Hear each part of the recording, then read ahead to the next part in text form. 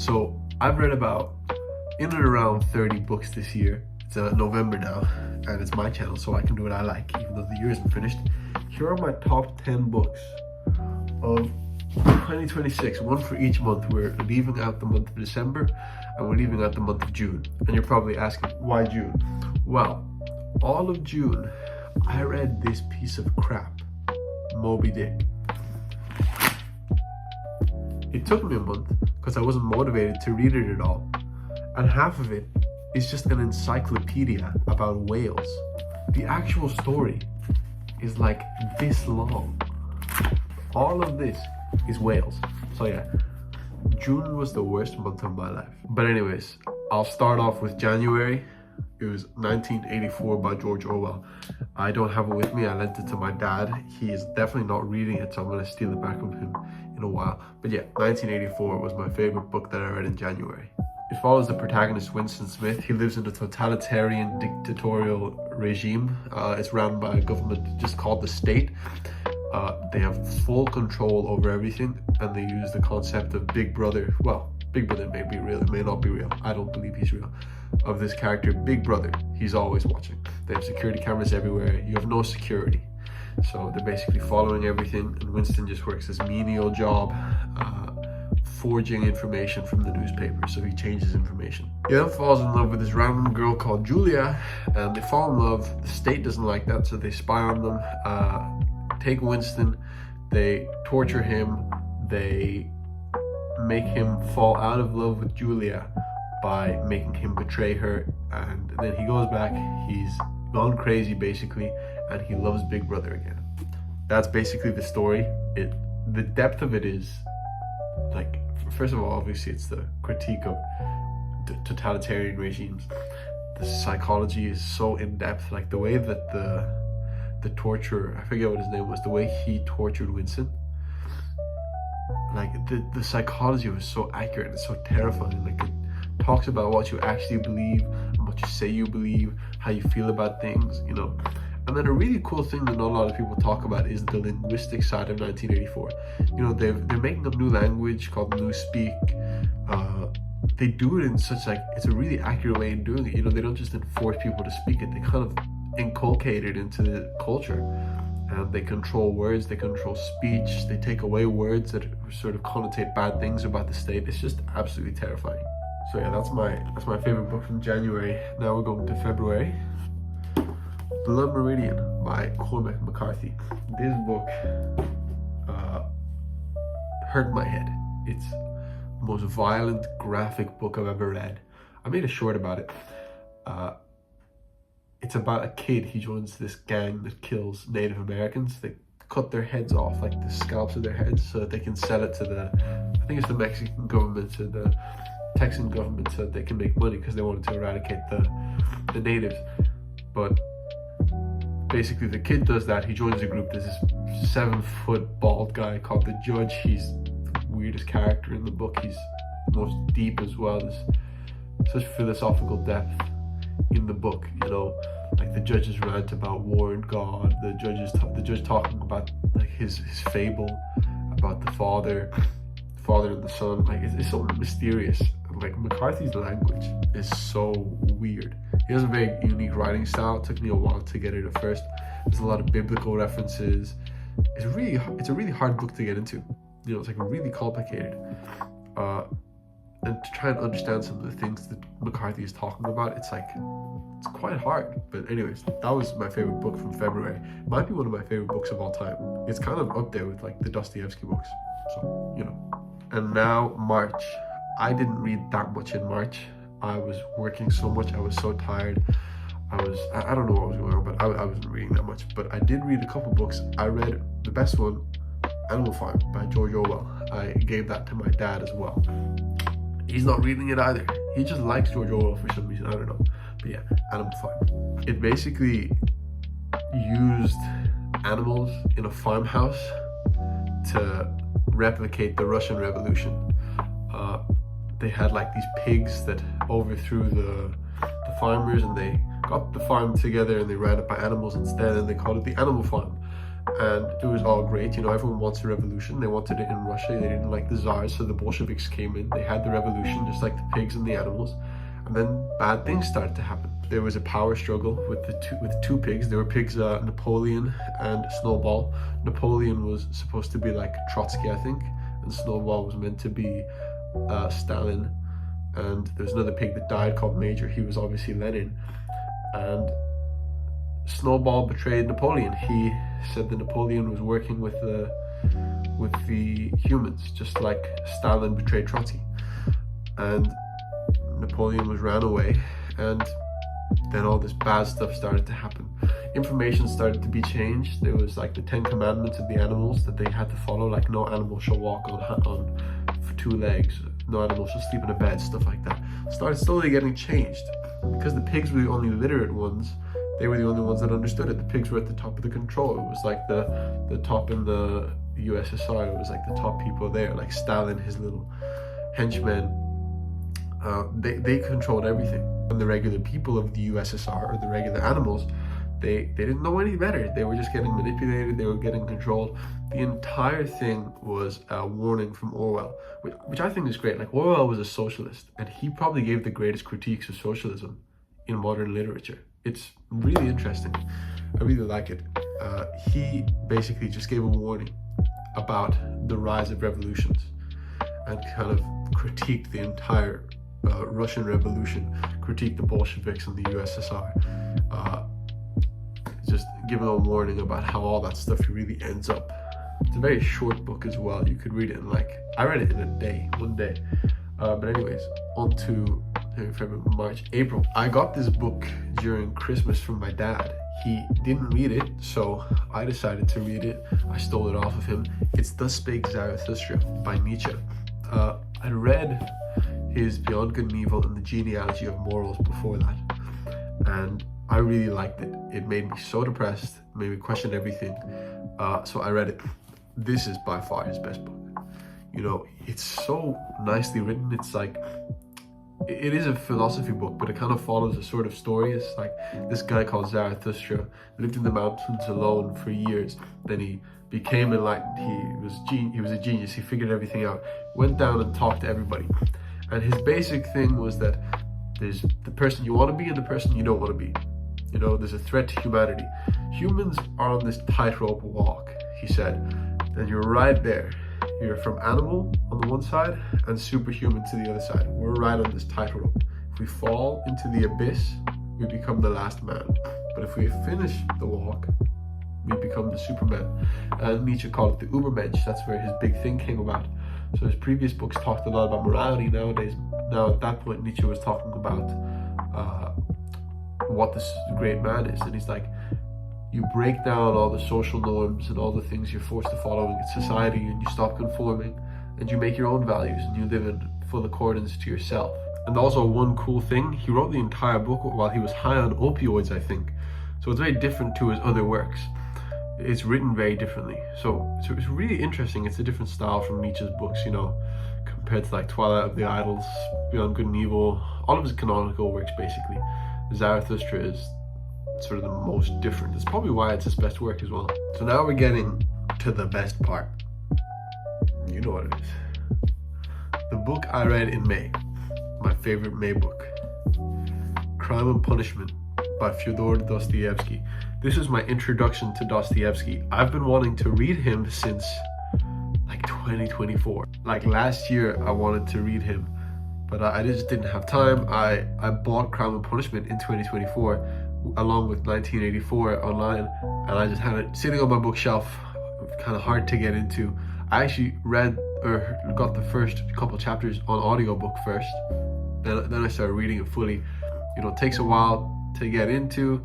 The Russian names were the most confusing thing. It took me a while to realize Raskolnikov, Rodion Romanovich were all the same person. You know, the patronyms in Russian were quite complicated, but you know, the murder scene was cool, the psychology was great. Like, it's Dostoevsky, what can I even say? The ending, made me shed a tear. It's just such a great book. To those who haven't read it, this guy called Raskolnikov, he kills this old lady She's a horrible lady, and he's this really smart guy. You know, he's got this sort of intellect. It's self-harming him to an extent. He's very poor, and he thought of this idea. He's like, oh, well, this situation, murder might actually be right. And it was brought up, he previously believed, he wrote an article about it, about the superior person, like Napoleon. That's the person he talked about. And it was like, he goes against social norms and he does his own thing. Surprisingly similar to Nietzsche's idea of the superhuman. And basically Dostoevsky's point was, theoretically, yeah, that's really true. You can do all you want theoretically, but in real life, that's not what happens. Raskolnikov kills the old lady, and he's sick in bed for the first couple of days, and then afterwards he's plagued by guilt. It's not even the fact that he'll get caught or not, it's just the guilt of it. No one else understands what he did, how he feels. He's just a completely different person. He's so unwell. He's psychotic, he's delusional, he's all over the place. He just can't cope with the idea that he murdered someone. There's like this cat and mouse chase with a detective called Porfiry. Raskolnikov doesn't get caught. Porfiry says, I know you did it, bro, but I can't really prove it, so womp womp. But Raskolnikov falls in love with a prostitute of all people, who is the kindest character in the book, and turns himself in. He kisses the floor of St. Petersburg, turns himself in, has a trial, gets sent to the gulag, basically. That's the book. My introduction to Dostoevsky, it's just a beautiful book. It's my top 5 books of all time.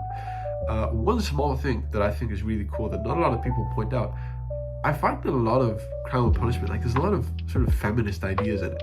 Like back in that day, the most capable characters in the book were women. They weren't plagued by any problems except for the fact that they were women. Like Raskolnikov's sister is really smart, really capable, more capable than Raskolnikov is, but she had to sell herself out to a marriage so that she could fund her brother's education. Somia, the prostitute, like she was the most capable woman. She was so kind, but she had to sell herself out to help her family. Raskolnikov's mom as well, Katerina Ivanovna, these were all just women, and their only problems that caused like what happened to them in their lives was the fact that they were women. It's like Dostoevsky might even be the first feminist writer. Who knows? No, I'm just kidding. But yeah, that's an interesting point that I just wanted to point out. So, skipping June, because I hate Moby Dick. July. I was preparing for university at this point, so I didn't read much. However, what I did read was The Outsider, or The Stranger, or L'étranger in French, by Albert Camus. It is overhyped to such an extent that I was kind of holding off reading it, like Kafka, you know. I feel like a lot of these really popular novels are kind of plagued by these people on social media, like, oh, like for Kafka, he feels my pain, I'm so lonely, I'm in so much pain. And for Camus, you know, you find everybody under the sun saying, oh, you know, I relate with Meursault, I'm just like him, I'm a non-conformist. Like, no, you just understand your own experience better than everyone else. So I really didn't like it. I don't like the fan base of Albert Camus, but I read it and it was a great book. Nothing more I can say. It's not like a really, really good book that I liked. It's just I didn't read that many books in July. Absurdism is a cool point of view. I don't believe in it whatsoever. You know, I'd previously read Dostoevsky, so I was like, yeah, man, I know that you can say all this stuff theoretically, but let's be real, none of us will ever be absurdists. It's okay to say that nothing matters, just embrace the absurd, but like, no, that's not it at all. Meursault was very cool though, and I liked sort of the Christian ideas whenever he was getting interrogated by the police and he called him the Antichrist. Yeah, I thought that was cool. Meursault's a very cool character, but I just don't like absurdism that much. That's all I can say. Now, on to August. Oh my goodness. I finished this book on the 1st of September, but I don't care. The Brothers Karamazov by Fyodor Dostoevsky. I started the book a long time ago, read a couple chapters. I was like, 1,000 pages? I think that's my first 1,000-page book, or nearest 1,000-page. And I was like, nah. Picked it up in August. Hold on, this Alyosha guy is pretty cool. Let me read. Oh wait, the Grand Inquisitor. That's a cool idea. Oh my goodness, he killed the father. I'm not going to say who. I spoiled every book, but I'm not going to spoil this one. and court scene, Alyosha, Zosima. It's like, I don't even know what to say. Basically follows these three brothers and a father. The father gets murdered by someone. It's a patricide, so someone killed him, one of his sons. There's also an illegitimate son called Smerdyakov that's involved. And all these brothers have different personalities, you know.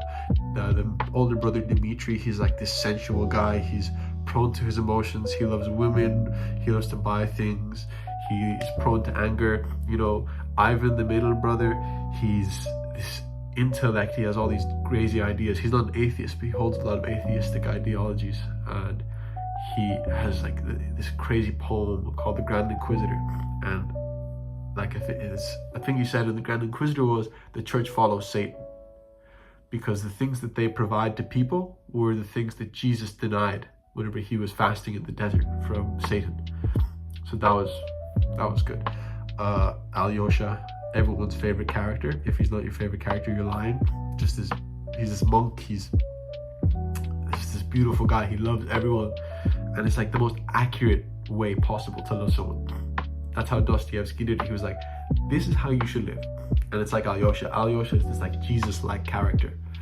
And it follows the father, of course, he's this lecherous guy. He sleeps with a bunch of women. He's very rich. He's obsessed with money. And him and his eldest son are fighting over this lady called Grushenka. And yada, yada, yada. The best part of the book for me was Father Zosima's recollections. It was boring. That's pretty much the main point of the book, if you're talking about how you should live. Obviously, there was a lot of religion and theology being talked about with Ivan, but the most important part of the book, I feel like if you were to talk to Dostoevsky and he were to say what you should remember from that book, it's the way Alyosha and Father Zosima acted. It's just, you love people. If you're the last person on earth and no one else is loving, you might as well love as well. You still love. That's the entire point. So yeah, greatest book of all time, my favorite book. Read it. You know, if you're going to read Dostoevsky, you should read some of his other works first. Maybe read Crime and Punishment and Notes from the Underground first. But Brothers Karamazov is by far his best work. Now, I just said you should read Notes from the Underground first, but I didn't. I read it in September. My favorite book in September. I read quite a few books in September. I read like Kierkegaard. I read Twilight of the Idols by Nietzsche. But yeah, this book is my favorite one. It's about this guy called the Underground Man. He hates everyone. He's resentful of everything. And it's basically Dostoevsky's warning about resentment. It just shows you the person you should not be. And he has this one similarity with Nietzsche. It's resentment. Nietzsche talks about ressentiment in The Genealogy of Morals. But Dostoevsky just uses the Underground Man. And he's basically spiteful and resentful of everything, but he does nothing to do anything about it. He's just spiteful. He does like these small things, like whenever he was planning on fighting that one guy who disrespected him for, I think it was weeks or months, and he never even did it. Or like he says he has acute overconsciousness. Everyone thinks they have that, and it's just you think, but you don't do anything. And he thinks so much. He's just so resentful of everything. A really nice symbolism that Dostoevsky used that I caught on the first page. He said he had a sickness in his liver, and obviously liver, it creates bile, right? And in the Bible, bile is the liquid or substance of resentment and anger. So I just thought that was a cool thing. But yeah, Notes from the Underground, best book I read in September. Now then, October. I got this book a long time ago from a friend. I only started reading it in October and I finished it. Homer's Odyssey. My friend also got me the Iliad, but I haven't read it yet. But yeah, the Odyssey is basically after the Trojan War. This guy called Odysseus is trying to come back home, and it's about his journey home, the Odyssey. You know, it means like a big ass journey. I think Christopher Nolan's making a movie about it soon. So I'm gonna go watch that, and I'm gonna be that dork in the movie theater saying, but that's not accurate, it actually happened this way. But yeah, it's a really cool book. It talks all about the gods. It talks about Odysseus, talks about Telemachus. The gods are very cool in it. And the bright-eyed goddess Athena, or Athene. Yeah, just a cool book. It's like just this story. It's like this epic. I really like it. it's not my like favorite of favorites, but it was like a really cool book that I read in October. Didn't read that many else, so that's why. But yeah, Odyssey, best book in October. And then November, I read Nausea. I finished it very early in November. My girlfriend got it for me for my birthday, which is in mid-October, and she got me Nausea. It's a really good book. I read it in like a week or two. It's basically talking about this guy going through an existential crisis. He doesn't know it's an existential crisis for a while, but he basically is nauseated by the meaninglessness of life and how things are. Like, he notices everything, and he says, like, how is that even a window? How do I know that that's a window? It's like, it's a collection of just glass, pieces of plastic, metal, I don't know. And it's basically him trying to figure out, well, life is meaningless, so what the hell do I do? And Sartre came to the conclusion, it's like, well, it's meaningless, so you might as well make your own meaning. And he found that through adventure, doing new things. The guy, he never had the nausea for a while. He settled down in a town in France, I forget what the town is called, but he had traveled the world before, and he didn't have this nausea. And now that he had settled down, he got it. And I think it's because there's no sense of adventure. You kind of always need to be doing something new to prevent this boredom from your life. That's basically what the existential crisis is. It's just this boredom that you have. You need to distract yourself about the meaninglessness of life. And Sartre decided that it would be through adventure. That feeling of adventure you get when doing something new, that's it. It's a much deeper book than that. I kind of forgotten a lot about it because I'm currently reading a pretty deep book right now. And I kind of, it's not as memorable of a book as other books. It's like Camus, you know, it's like, it sounds very nice theoretically, but realistically, no one's ever going to actually follow the sort of stuff that he says. Like, the adventure thing's cool, but I feel like Sartre cares a lot more about aesthetic than he does about actual applicable things to do. You know, he could obviously write that when he was, and say that stuff when he was chilling at a cafe in Paris, doing nothing. Like, he never really did big stuff. He kind of was just like in this intellectual bubble his entire life. So I don't believe it's applicable. But yeah, it's a really good book. My favorite book of November. So that's it. It's December right now. So right now I'm reading The White Guard by Bulgakov, and I'm going to read 100 Years of Solitude by Gabriel Garcia Marquez before I finish the year. Hopefully. I'm really swamped in university work, so I haven't been reading much. But maybe I'll make some videos talking about the books I'm going to read in the new year or something, because I just love reading. I wish I could just read all day. I wish I could just do nothing but read. If this YouTube channel blows up, I'm going to retire and just read all day and yap about books and philosophy and ideas. So yeah, there you go. Thanks for watching. Do what you like. I don't really care. Subscribe.